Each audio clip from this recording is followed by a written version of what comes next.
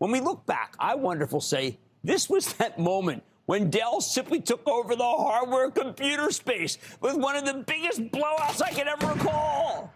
On a day where the Dow jumped 363 points, S&P advanced 0.22%, the Nasdaq gained 0.21%, Dell with a 102-point gain, or 32% one session, defined today, creating still one more day of tech strength, even if we did see some recent winners get hit with a bizarre round of profit-taking at the end of the day. Sell.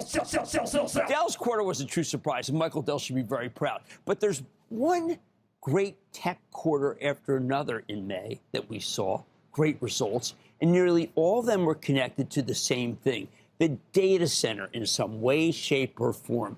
Today, away from Dell, we actually saw some stunning strength in a host of software companies that have underperformed of late. I'm talking about stocks like ServiceNow, Atlassian, Salesforce, Microsoft, all of which were simply, they gave you some magnificent performances as if nothing were ever wrong with them, and they'd been punished almost the whole month.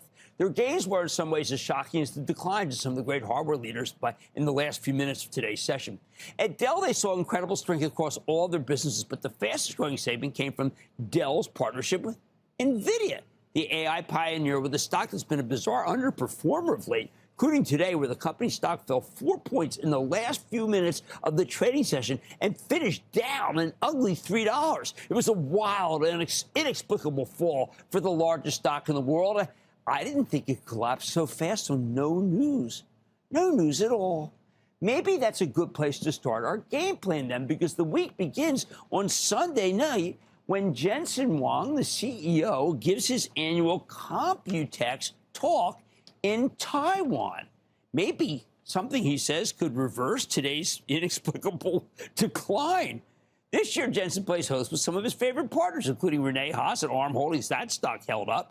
Matt Murphy from Marvell. Intel's Lip Bhutan. That stock did not hold up. And Qualcomm's Cristiano Amon. Computex has been a stake in the ground for many years now for Jensen Huang, and I think he may unveil something special here. Now, why do I feel that way? We got a potential hint when NVIDIA's official X account posted a cryptic tweet teasing, quote, a new era of PC. The account from Microsoft Windows posted the same message, grasping at straws, doing everything I can for you.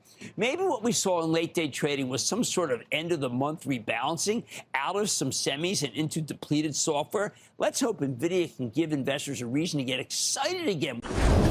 Don't miss a second of Mad Money. Follow @Jim Cramer on X. Have a question? Tweet Cramer. #MadMentions. Send Jim an email to madmoney@cnbc.com or give us a call at 1-800-743-CNBC. Miss something? Head to madmoney.cnbc.com.